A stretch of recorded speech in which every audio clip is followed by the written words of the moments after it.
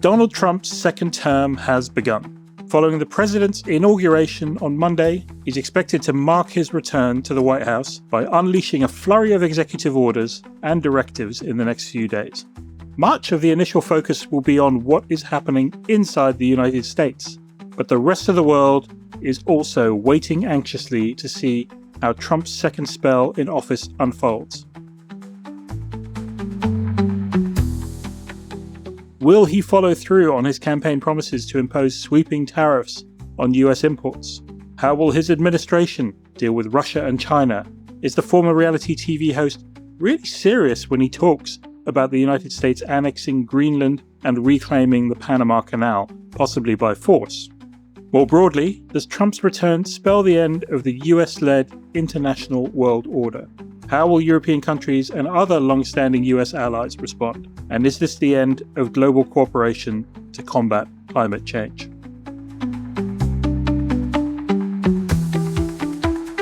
This week on The Big View, we're going to try to tackle some of these big questions. It's what we do at Reuters Breaking Views. We tap our best sources around the world to bring you fresh insights into the biggest stories in global business and finance. I'm your host, Peter Tharlason.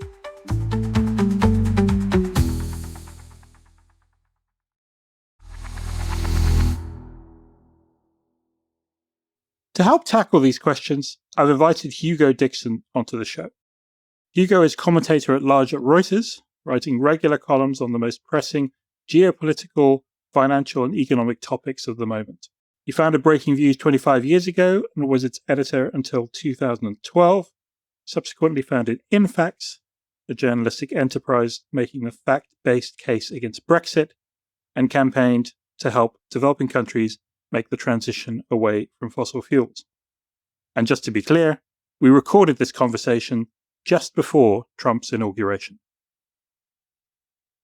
Hugo Dixon, welcome to The Big View. Lovely to be with you, Peter. So, Hugo, there is a lot to talk about the Trump administration, almost everything really, world trade, geopolitics, climate change, and so on. But I think just to start with, I thought maybe we could stand back a little bit. I think shortly after Trump's first election victory, someone, I can't remember who it was, made a now famous comment which stated that Trump's opponents had made the mistake of taking him literally but not seriously, while his supporters had done the opposite. And it's definitely true that during the first term, Trump went on to say things, talked about the border war with Mexico, winning a trade war with China and so forth, which were exaggerations of what really happened. So we're potentially back playing this game. Trump says he'll impose tariffs on imports. He says he'll deport millions of immigrants. He claims he'll slash government spending. And people say, oh, that's just a figure of speech, or it's just an opening position in a negotiation. It would be a mistake to take it at face value. But other people say, well, this is just a distraction from what's really going on. How do you think for the next 4 years, at least, we should think about what Trump says, and how should we sort of interpret his statements? Well, I think we certainly should take him seriously, and actually his allies and the rest of the world, America's allies, should take him even more seriously than the first time round. And that's largely because he's more powerful than he was first time round, and the world is more dangerous, but also his allies are more or less, particularly the European ones, weaker than they were last time round. As for literal, well, I think it very much depends on precisely which words come out of his mouth. I do take, actually, for example, pulling out of the Paris Agreement on climate change, I take that literally. I think that will happen. If we talk about tariffs, I think that some of that will happen. Whether they happen exactly in the way that he said is another matter. And of course, he's already abandoned his promise to solve the Ukraine war in a day. I think he's extended it to 6 months, the last time he spoke. On the other hand, it's of course true that there is, it's certainly in some cases, what he says is part of a negotiating deal. He sees himself as this great deal maker. He loves trying to make deals. Whether he is a great deal maker is another matter.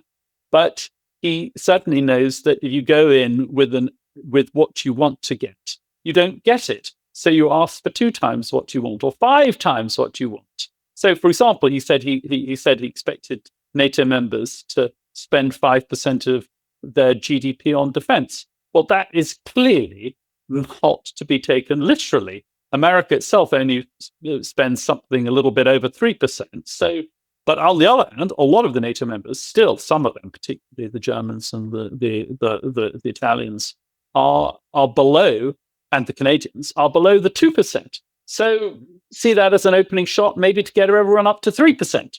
But I guess that's completely right. But I think words have consequences as well, right? I mean, I think you made the point in a recent column that the whole Western case against Russia's invasion of Ukraine is that large countries cannot annex neighboring states against their will.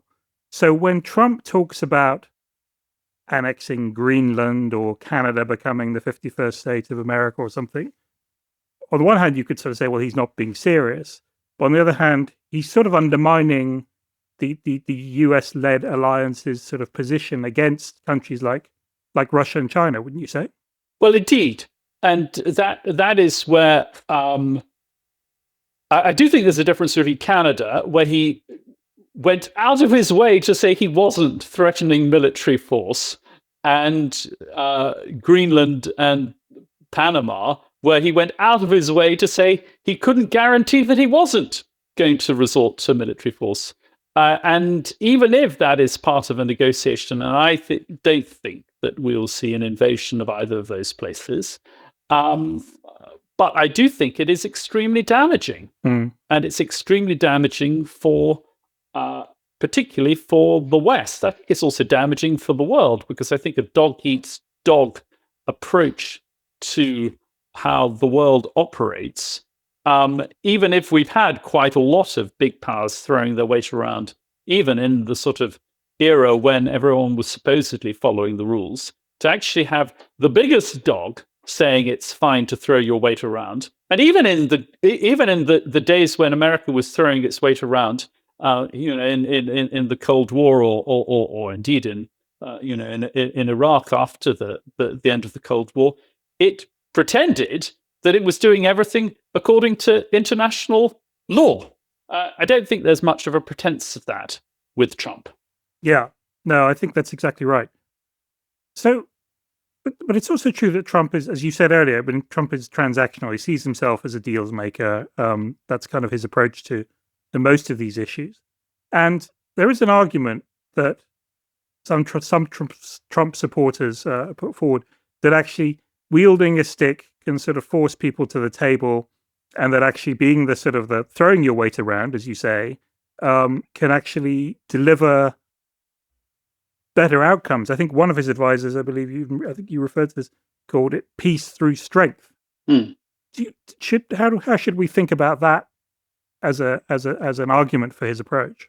I think even Trump himself is using the term peace through strength, and I think it was he's revived it from something that Reagan used to say, Ronald Reagan. And I think there's quite a lot to be said in theory for peace through strength, and you go all the way back to the Romans. Si vis pacem para bellum. If you want peace, prepare for war. Now, the question though is, what is Trump actually doing? And even before his inauguration, he seemed to be much keener on beating up on his allies than turning his fire towards America's traditional rivals and enemies, particularly Russia and China. And the question then is, could that be a good thing? Could that be good? I mean, the question is from two perspectives. Could it be good for America? And could it be good for, let's call it, the West? The best case that it's good for the West is that if he beats up on America's allies, both in Europe and in East Asia, to beef up their defenses, they will beef up their defenses, and the West will therefore get stronger. Mm. And I think there is some evidence that will be the case. But I think that's overcompensated for by the negatives. And the negatives are the one that we've already talked about, undermining the core principle of international relations, that you don't go invading other countries. The second is that these are not just any old other countries. The two that he's talked about, or at least two of the three. He didn't talk about invading Canada, but Canada is a NATO member, and Greenland is a NATO member by virtue of being part of Denmark, and that undermines trust within the NATO alliance, which has been the bedrock of Western security since the Second World War. And then you've got, and now maybe we'll come on to this, then you've got his ally, Elon Musk, who is throwing his weight around, aggressively wading into European politics, both the German election and British politics, calling British Prime Minister Keir Starmer evil. And insofar as, and he's supporting right-wing nationalist figures, insofar who are against European unity and often, certainly against continuing to supply arms to Ukraine, that further weakens the West, because what, in my view, is we need to do at this moment of danger is that Europe needs to come together, and Europe needs to come together then with America and with like-minded countries in Asia. If you start sort of throwing a wrecking ball into all of that, we could even be talking about in a few years' time that it no longer makes sense to talk about the West. Yeah. Well, we should come back to Elon Musk in a bit. But let's talk about Russia and Ukraine, because that seems like that's the sort of one of the first things in the in tray for the new Trump administration. As you said, Trump has talked about ending the conflict. I mean, okay, maybe he's not going to do it on day one, but he certainly seems to be keen to try and bring an end to this war. And you've written a lot about Ukraine and Russia and the sort of and the ways in which the West can sort of make life difficult for Russia. I mean, what do you think the outlines of a peace deal look like realistically at this point? Well, look, first of all, I think just to underline its importance, the reason why I think it's important is that this could be viewed as the sort of the proxy war that will, not the proxy war essentially between China and America. If you think of those as the two superpowers in the world, China is backing Russia and America is backing Ukraine. If America loses this proxy war, that tilts the whole playing field in the world in favor of China and its allies, Russia, North Korea, Iran, and the other countries which are in the middle powers who are wondering which way to swing. And so that's really why I think it's important. And I think also it's important because if Russia wins in Ukraine, it's likely to have big implications for Europe. And I think it's more likely to lead to further division within Europe rather than further coming together. I think you'll find Europe splitting in all sorts of directions, some sucking up to Putin, some sucking up to Trump, some sucking up to both. Emmanuel Macron, the French president, saying strategic autonomy, but no one will be following him. The British wringing their hands, saying, well, we would like to engage with the Europeans, but there's no one really to engage with. And the Southern Europeans saying, well, all this is a bit far away from us, we don't have to worry. So now, having said that, coming on to the question of what sort of deal there could be. Well, first of all, there's not going to be a deal unless Putin has no incentive to come to the negotiating table while he's still making progress on the battlefield. It's very slow. It's costing him a huge amount in terms of blood and treasure. But he believes that he's got Ukraine on the back foot, and maybe he can make them crack. And so he's playing for that. If Ukraine can somehow hold the line, and maybe they will be able to with the new weapons that have been rushed in at the end of the Biden administration. And then I think the question becomes whether there could be a negotiation. And one thing that's absolutely clear is that Ukraine is not getting back any land that it's lost, apart from perhaps a little bit of land that it could trade for land that it's occupied in Russia. The big question is what sort of security guarantees are given to Ukraine as part of a deal. And again, one thing I think we know is off the table. It probably wasn't even on the table if Kamala Harris had beaten Trump, but is certainly off the table now, is Ukraine joining NATO. So really, the bid-offer spread is whether there is a sort of paper sort of guarantee that means nothing, or whether there is some sort of guarantee that is not NATO, but as someone put it to me, it's not that Ukraine would be in NATO, but NATO would be in Ukraine, and specifically European NATO troops in Ukraine, providing a guarantee with some sort of American backstop. You're not going to get American troops on the ground. Some of the Europeans have indicated they might be willing to put troops on the ground. But the question then is, would Putin accept that? Now, Putin won't accept that because he's not a fool. I mean, we can say it's not NATO and it wouldn't be NATO, but he will say, well, if it looks like a duck and it quacks like a duck, it is a duck. And he will only, therefore, accept a meaningful security guarantee for Ukraine if he is convinced that he is going to suffer by continuing to fight the war against Ukraine. And that means that Ukraine has to credibly be able to continue the war, which is one of the reasons why I've been pushing very hard that we should find a way of mobilizing $300 billion of money for Ukraine by using I've come up with an indirect way of mobilizing the frozen $300 billion of Russian assets. But ultimately, the question is, can you get them money? Can you get them weapons? And can they find the troops to hold the line? Now, if you can do all of that, and that's big if, Russia will start to face the heat. Their economy is already running hot. It's got inflation. Who knows what it is, whether it's the real, whether it's the official level of, just under 10% or it's close to 20%.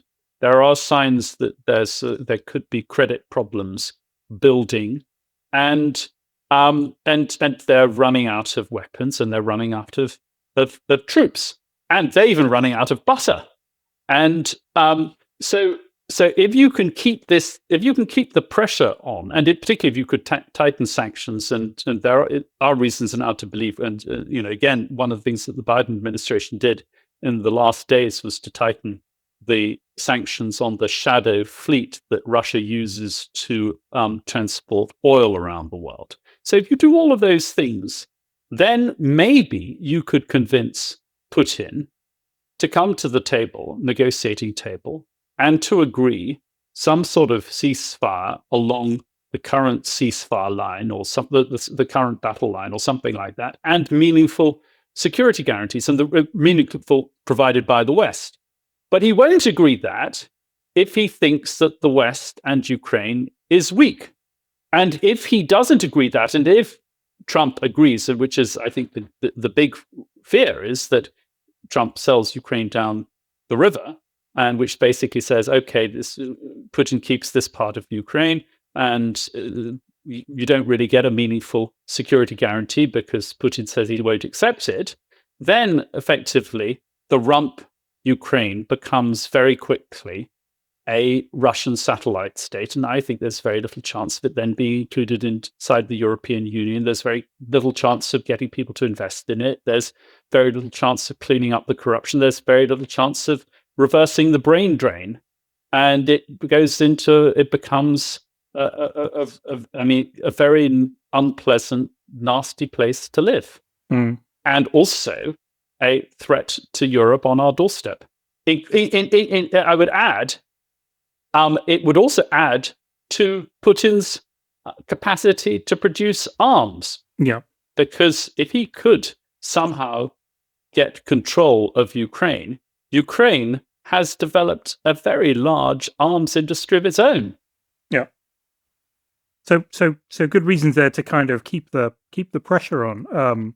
Although, as you say, big question whether Trump will do that. I want to just broaden the picture a little bit. I mean, one thing that it seems is already happening and will continue to happen is other countries sort of reacting or recalibrating to this new this new situation in the US and the sort of the potential the possibility of the US being an unreliable ally. I mean, let's think about you talked a bit about Europe and whether Europe can come together or maybe will actually be there will be divisions sown there. But what about China? I mean, do you think China will be better able to stand up to Trump on trade and other matters this time around? I think if it was just trade, they would be. I mean, obviously, better. I mean, I think they're in a better position than the Europeans probably, because China is unified under Xi Jinping. Europe is divided in all sorts of different ways. I think that, however, both economies are weak. Both the European economy and the Chinese economies are weak. Both have debt issues, which adds to their vulnerabilities. But I think that they probably can, all things be equal. If it was just tariffs, they would be able to weather it more easily. But things are not equal, and it's very likely that Trump will impose much more severe tariffs on China than he will on Europe.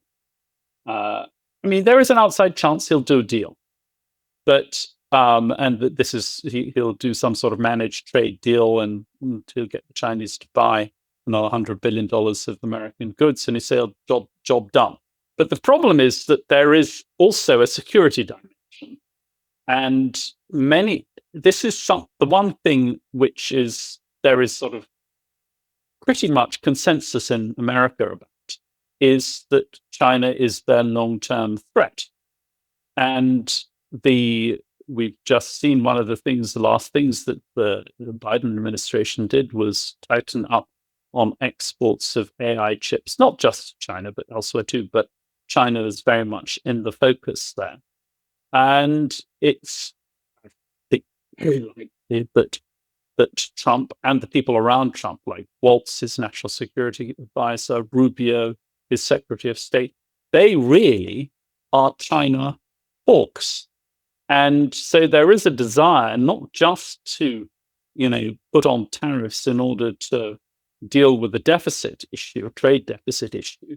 There is a desire to try to cripple the Chinese economy.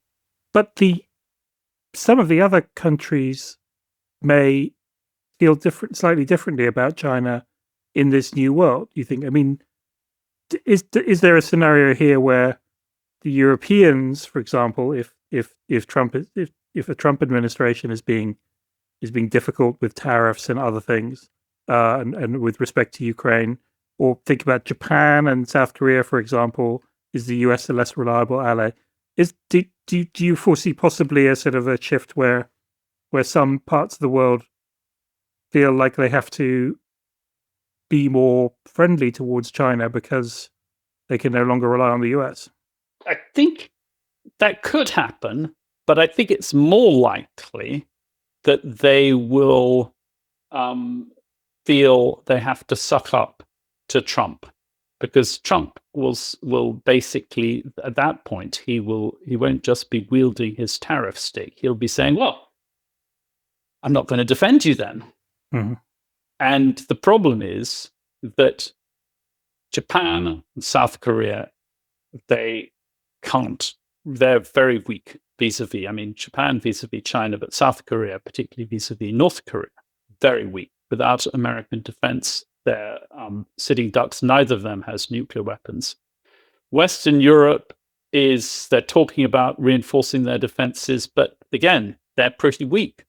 And I think it's very important to keep America on side, at least until such a point that they've managed to strengthen their defenses. And that will be a multi-year, I mean, I would say probably a decade. We may see nuclear proliferation. We may see nuclear proliferation in Japan or in Korea, particularly in Korea, I think more likely than in Japan. But both of those countries are also politically weak, and in Korea's case, in turmoil. And so this is not a particularly good moment for them to be making sort of very strong foreign policy decisions and standing up to Trump. I think he's in a position to bully them, and it's difficult for them to switch sides. Now, if you're Vietnam, or possibly, I don't know, possibly some other country, you might decide that you now is the time to switch, or to, you're already hedging, but if you have to choose, you'll choose, your bigger, closer neighbor than the bully over the ocean. Or Indonesia, which quietly joined the BRICS group just before Christmas. Yes, maybe. So, yeah. Just on the bullying point, you mentioned Elon Musk earlier. I mean, back to the sort of literally and seriously, I suppose, point is how do you think European governments should deal with this? I mean, he's or at least he or someone who has control of his Twitter account or some AI bot, nobody knows, is tweeting support for the right-wing AfD, the far-right AfD in Germany, tweeting support for reform and against Keir Starmer in the UK and so forth. How should countries respond to that? Should they ignore it? Should they? What's your sort of feeling about how to deal with that? Well, I think he's got a lot of money and he's got a lot of influence. So you put the two together, and the fact that he's foreign doesn't necessarily mean that the voters will be turned off by his foreign interference. And he's not even an American by origin, but his $259 million had probably a significant impact in the US presidential elections.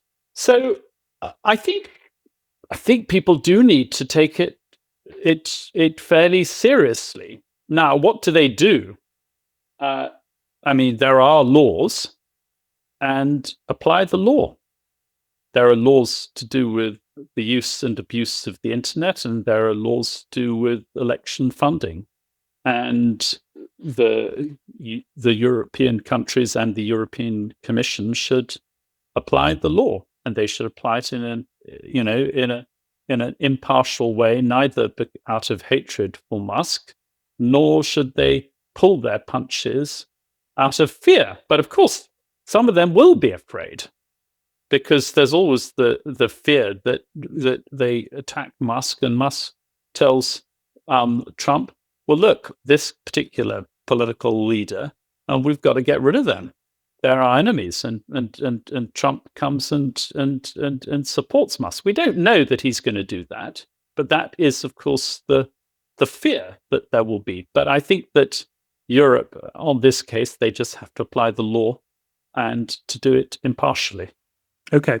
I just want to not or touch on climate change, which is another topic that you've written a lot about and thought a lot about. We're seeing before our eyes at the moment the effects of global warming, wildfires in California, extreme weather events. As you said at the beginning, Trump is pretty likely to pull the US out of the Paris Accord again. Is there any prospect, you think, for cooperation between different countries on climate change and on global warming in this world? Well, it's going to be limited, and the cooperation will be cooperation that basically doesn't include America. But America is, I can't remember what it is, it's in the low teens in terms of percentage of global greenhouse gas emissions. So it's no longer, I mean, it's very important. It's the number 2 after China, but way down after China. And you could conceive of some sort of coalitions of the willing emerging. It'll be interesting to see if China tries to form some sort of pact with Europe that has the effect of pulling Europe out of America's orbit. I mean, that would certainly be something I'd try to do if I was China. I'd be saying, well, look, we're the responsible ones. We're the ones who are saving the planet. We're the ones who are upholding the norms of international trade. And so join with us. Don't join with this guy over the ocean who's threatening to tear up the international trading system, international climate system, and international law. I mean, that's the game I'd play if I was Xi Jinping. I don't know how successful he will be, but he might be. And so it's worth a try. I see. But the US is out of the US is out of the picture. There was one.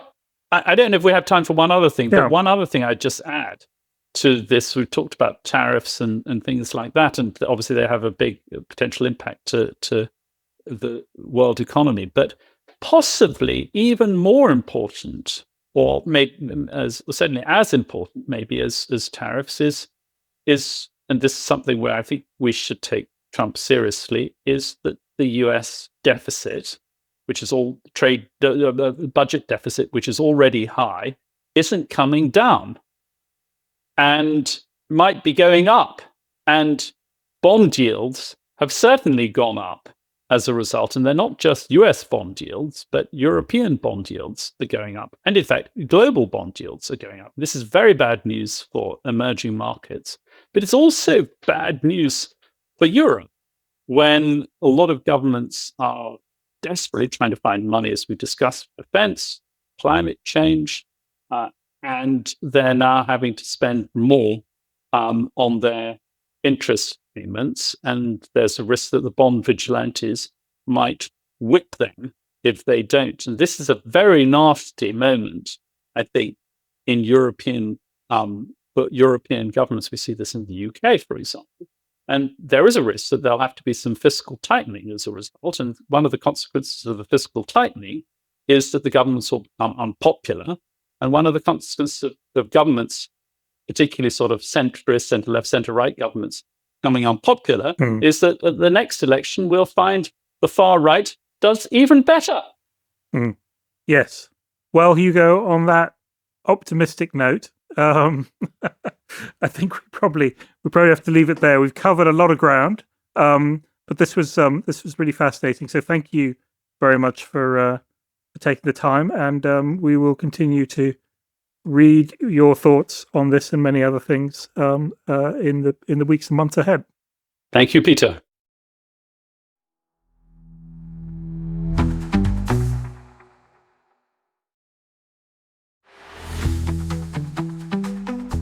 That's all we have time for this week. This podcast was produced by Oliver Taslich in London. You can listen to a new episode of The Big View every Tuesday on the Reuters app or your favourite podcast platform. Don't forget to tune in to our sister show, Viewsroom, every Thursday, as well as the other great podcasts from the Reuters team. If you liked what you heard, please follow The Big View and let us know what you think. And check out our views on the biggest stories in business and finance every day at breakingviews.com and Reuters.com.